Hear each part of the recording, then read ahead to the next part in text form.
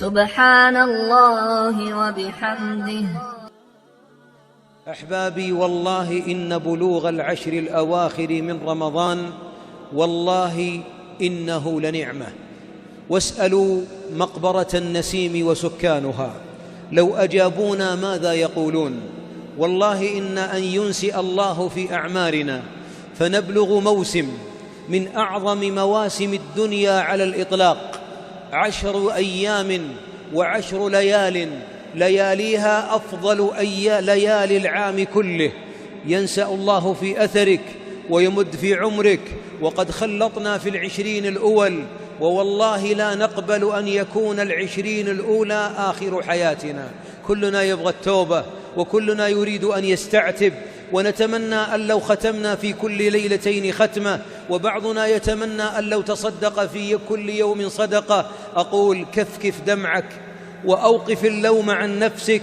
والسؤال الآن، 10 القادمات والله ما غابت شمس يوم على أفضل منها، فماذا أنت صانع وماذا أنت فاعل؟ هي 10 جعل الله فيها درة الليالي وتاج الليالي وشامة الليالي على ليالي الدهر كله. ليلة هي خير من 1000 شهر. أودعها الله في 10 ليبتلينا ويختبرنا لينظر أينا أحسن عملا، لا أكثر عملا، أحسن عملا. ولذلك 10 القادمات خير الورى وخير البريات عليه الصلاة والسلام ما كان يقضيها في بيته.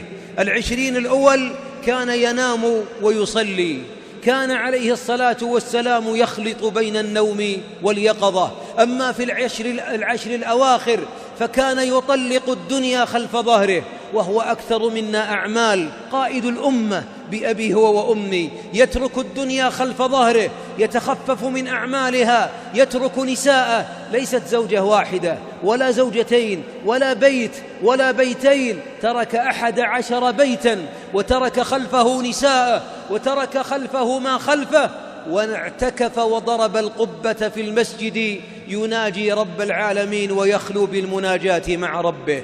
هكذا يكون استقبال 10. بعضنا يستقبل 10 لأنه استلم الراتب اليوم ونزل الراتب في الصراف، تلقاه في سوق حجاب وفي سوق الغرب والشرق يجمع لباس العيد. يا مسكين، ليس السعيد في العيد من لبس الجديد، وإن كنت لم تشتري بعد فاشتري غدا في النهار، وانتهي لا تغرب شمس الغد، لا تغرب شمس الغد إلا وقد فرغت وأنهيت أمور عيدك وملابسه. وما غروب شمس الغد يوم الجمعة إلا إيذان أن الكون ينتظر أفضل ليالي العام كله. أما أفضل أيام الدنيا فهي 10 ذي الحجة، أما أفضل ليالي العام فهي 10 الأواخر من رمضان. يا معاشر الأخيار، لن يستطيع أحد أن يستقبل ليلة القدر 83 سنة صيام وقيام وطاعات يعطيكها الله بقيام 12 ساعة. أي كرم من هذا؟ تدري المحروم من هو؟ المحروم اللي بتمر عليه ليلة القدر وهو يصك الفناجيل ويصلح الدلال ويسولف أمام القنوات، أو يدور ويجوب مع أهله في الأسواق. ظالم لنفسه، عدو لنفسه، ضيع عمره. والله إن 10 هذه لا تعود، والله لا تعود إلا على الأحياء. هل أنا وأنت منهم في العام القادم أم لا؟ الله أعلم. لذلك اختم بخير، اختم بخير، فإن الله يغفر كل ذنب. والله لو ضيعت 20 الأولى، كل 20 ضيعتها بالنوم وضياع ورؤية مسلسلات ومتابعة مباريات وما قرأت قرآن وما سبحت، أبشرك الأمور طيبة. الله بلغك 10 هي خير 10، وهي أفضل 20 الأولى. القادم من رمضان أفضل من الماضي، القادم من رمضان في 10 الأواخر أفضل من 20 قبلها. فلا تعادي نفسك، لا تظلم نفسك. ولذلك أفضل ما يكون العبد في 10 الأواخر واقعا أن يتخلى عن الخلق. أشغلونا الدنيا يا أخوان، أشغلونا النساء والأطفال والجيران والناس والرايح والجاي والواتساب وتويتر وفيسبوك WWW والدخول في المواقع. يا أخي أما آن لنا أن نتوقف عن هذا الهراء؟ أما نتوقف لنناجي الملك الديان؟ ألا نتوقف في بيته ونترك الدنيا خلف ظهورنا وننيخ مطايانا بباب ربنا؟ ربي اللي نوخ ببابه والله ما يطرده. يا أخي والله لو تنوخ عند رجال وهو ردي ويشوفك منوخ لك ليلتين أن يستحي منك، والله أن يفتح الباب ويعطيك طلبتك ولو إنها ما تكون. هذا بشر فكيف ربهم؟ ولذلك قال العلماء إن الاعتكاف سنة ثابتة مؤكدة أعظم سنية، أعظم من عمرة رمضان. وبعضنا يقول باخذ عمرة في رمضان، بيض الله وجهك، بس تدري أن الرسول صلى الله عليه وسلم ما اعتمر في رمضان؟ أتدري أن العمرة في رمضان لها مزية، لكن الحبيب صلى الله عليه وسلم ما اعتمر ولا عمرة في رمضان، ومع ذلك بعضنا يحرص على العمرة ويذهب إليها. طيب اعتكف الله يحفظك لو يوم. ولذلك قال العلماء إن الاعتكاف أقله ليل أو نهار، وبعض أهل العلم قال ساعة، والراجح ليل أو نهار. يعني يصح أن تعتكف من غروب الشمس، تفطر في المسجد إلى طلوع الشمس إلى أذان الفجر. هذا صعب يا أخوان. جيب طعامك وجيب شرابك وجيب القهوة وجيب المهيلة وجيب العويدي وجيب الفطائر وجيب العصير وجيب اللي انتبي واقعد في الركن هناك، لا تخالط أحد، وطف الجوال الله يرحم والديك حتى تخلو بالله، ثم اجلس سبح اقرأ ادعو ابك سوي اللي تبي، اركع ركعتين ناجي الله. لا تلتفت للباب إذا غربت الشمس، إذا طلعت الشمس إن بغيت تواصل فحسن، وإلا فإنك كنت معتكفا ليلة كاملة. وأبشرك أن القدر ليلة القدر من غروب الشمس إلى طلوعها هي حتى مطلع الفجر. ولذلك المحروم والله. طيب ما تقدر في العشر الأواخر؟ طيب الخمس الأوتار، ليلة القابلة، ليلة 21 أو 23 25 27 29 على الأقل إذا لم تكن في العشر كلها. هذه الليالي أخلو بالله، اترك الدنيا، كفاك خلطة للبشر، ناجي ربي. يقول العلماء إن المعتكف في العشر، تدرون ماذا يقول؟ يقول يا ربي نوخت عند بابك وأنا رابط الرجل في بيتك، والله يا ربي لا أخرج حتى تعتقني من النار. الله أكبر. والله ما يربي ما يرد أحد، والله ما يرد.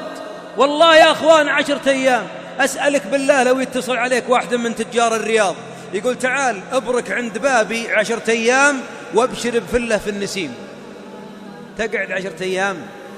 والله أنت توقف على رجل مو برجلين، وتحب خشمه وليده وراسه وسم طال عمرك حتى يعطيك الله. ما يعطيك فقط، الله أعطاك الحياة، أنت تقدر تتنفس لو لم يعطيك الله الهواء، أن تستطيع أن تقول لا إله إلا الله لو لم يكن يعطيك ربي هذا التوحيد.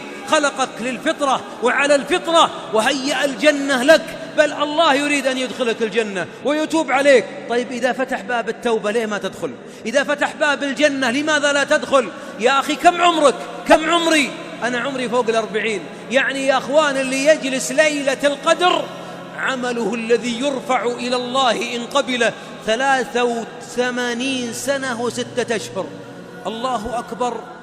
ليلة يكون عبادتها كعبادة من يصلي ويصوم 83 عام من الغبي الذي أخرق نفسه وأحرق نفسه وعادى نفسه. أنا إذا ما كنت مع القائمين في تلك الليلة، لا تقول بروح للبيت وبنصلي القيام ونرجع. اسمع، تبي ليلة القدر ما فيه تفريط، إذن اجلس هنا وانعكف واعتكف واترك عنك الدنيا وانقطع عنها. أحبابي لو جانا اتصال تاجر من تجار الرياض بيعطي كل واحد يلقاه في العشر الأواخر 1,000,000 ريال، بس بشرط يلقاه واقف على عتبة الباب، وبيمر علينا في الحارات واللي بيلقاه واقف بيعطيه 1,000,000.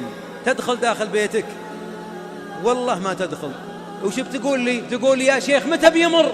ما أدري، لكنه والله أنه بيمر، والعشرة أيام ذي فيه مرور له. متى لا أدري، ليل نهار لا أدري، لكن ترى من وجده واقف أعطاه. نوقف ولا لا؟ والله نقوم بزراننا الصغار أطفالنا اللي يحبون نوقفهم عند الباب. وأنا أبوك طيب تعبان يا أبوي، يا أبوي التعب مخلوف، اسهر الأيام ذي والنوم ملحوق عليه في شوال. نقول ذلك ولا لا؟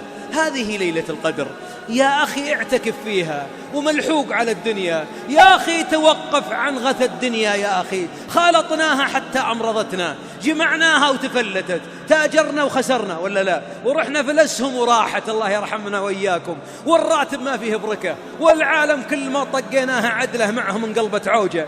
يا أخي اجعلها مع ربي، والله ما تعوج، والله ما تنقلب عوجة. أنت تعدل وتسير، عد إلى الله، رتب خطواتك إلى الله. أحبابي لا تجرب، ربي كريم، الله عظيم، له في كل ليلة عتقاء من النار. راحت 20 ليلة، راحت كأنها شربة ماء ولا لا؟ أحبابي ما تلاحظون أن أسرع رمضان في التاريخ هذا الرمضان؟ والله ما مر على المسلمين رمضان أسرع منه. تدرون ليه؟ لأن العد التنازلي لرحيل الدنيا بدأ، ولأن السنة الجاية بيكون أسرع. لكن أنا طالبك لا تفكر ليه أسرع رمضان وليه بسرعة تنتهي لياليه. أودع الليالي طاعة. اللي منا قد ختم القرآن الآن 10 مرات، في الشاب في النسيم ختم الزابلة قبل غروب الشمس، ستكون الختمة 10، كل ليلتين يختم. هذا في أفضل مني ومنك، هذا ما عليه من الليل والنهار، يسرع ولا ما يسرع، لأنه مع القرآن وفي بيوت الله. دعوة أحبابي أن نستغل ما بقي. واعلم والله وتالله إن أسعد صائم بالعيد أهل الاعتكاف في العشر الأواخر. لا ترى ما هو بس عدنا اللي ثوبه جديد، ولا اللي لابس له بشت، ولا اللي مطيب جميل، لا وربي أسعد من في العيد يأخذون جوائزهم وهم أهل الاعتكاف. وجوههم نور، أفئدتهم نور، دموعهم فيها، عيونهم فيها دمع. أما العين الأولى تدمع فرحا بنعمة العيد أن بلغناه، والدمعة الثانية شوقا على رحيل رمضان وحبا فيه. لذلك يا من يريد عام من أجمل أعوام عمرك، أقسم بالله أن 10 الأيام القادمة أجمل ليالي العمر. لكن ما هي بتقضيها على السواحل، ولا عند الريموتات، ولا مع زوجة رحوم حبيب وجميلة تحبك، لا وربي أن تخلو في هذه 10 بالله. كان عليه الصلاة والسلام في غار حراء شهر قبل أن يبعث، كان يتحنث في الغار، يترك الخلق. ما أجمل أن تنفرد بربك وتناجيه. أحبابي ترى بعضنا خايف من نفسه، ليه ما نقعد مع أنفسنا نصارحها؟ ترى بعضنا حتى مصارحة نفسه ما يقدر. أنت عندك عيوب الله يزينها، وعندنا أخطاء وعندي ذنوب الله اللي سترني بها. لماذا ما نخلو بالله ونقول يا رب كما سترتنا فاغفر لنا، يا رب أتينا إليك، يا رب عجلت إليك لترضى، يا رب اختم بالسعادة أجلي، واختم رمضان بعفوك. تصور الله يعطي الجنة في كل ليلة له عتقاء، يترك اللي معتكفين ويعطيها اللي في الشارع ولا اللي قاعدين عند القنوات ولا في الأسواق، يترك اللي وقفوا عنده وتركوا الأعمال وسكروا الجوالات. الله كريم حيي إذا رفع عبده إليه يديه، يستحيي جل وعلا أن يردها أو يرده ما له صفرا. أسأل الله أن يستعملنا في طاعته، وأن يحبب إلينا الإيمان، وأن يزينه في قلوبنا، وأن يجعلنا ممن يعتكف بقلبه وببدنه وينقطع عن مشاغل الدنيا ليخلو بربه، يناجي ربه في ليال هي أعظم ليالي العام. هذه الليالي العظيمة التي هي حجة علينا، بلغناها والموتى ما بلغناها والمرضى في المصحات ما بلغوها. احمدوا الله على بلوغها، وانقطعوا عن الخلق وكونوا مع الخالق. وأبشروا يا أخوان، أبشروا، فوالله أن ربي عنده جنة عرضها السماوات والأرض. والله لو جمع الأولين والآخرين في درجة منها هي 100 درجة، والله لكانت الدرجة الواحدة أعظم سعة من الخلق كلهم. الله عفو، وذنوبك مهما بلغت، أقسم بالله مهما بلغت، لو إنها جبال السروات وجبال طويق، والله لو تدمع عينك في خلوة مع الله ليجعل ذنوبك كلها حسنات. الله أكبر، ما يعفوها فقط، بل ذنوبك اللي كانت تخيفك يجعلها هي بوابة الجنة لك. فانكسروا بين يديه وناجوا ربكم وتخففوا من الدنيا وصوموا العيون وصوموا الألسنة وصوموا القلوب حتى يبقى القلب مطمئنا هادئا للمناجاة. حرمكم الله عن النار وآباءكم وأمهاتكم وأعاد عليكم رمضان أعواما عديدة وأزمنة مديدة. يا رب اختم لنا رمضان برضوانك والفوز بجنانك والنجاة من نيرانك. ومن لم يدرك رمضان يا رب اجعل قبره روضة من رياض الجنان ويمن كتابه. يا رب من كان مريضا ما استطاع القيام ولا الصيام ولن يستطيع الاعتكاف، اللهم أعطه أفضل ما تعطي السائلين، اللهم أعطه أفضل ما تعطي السائلين، اللهم أعطه خير ما تعطي السائلين. وأرنا في المرضى يا رب عجائب لطفك ورحمتك، وارفعهم يا رب بعافية وأغنهم بها عن خلقك، وأصلح نياتنا وذرياتنا، وارحم آباءنا وأمهاتنا. وآخر دعوانا أن الحمد لله رب العالمين، وصلى الله وسلم على نبينا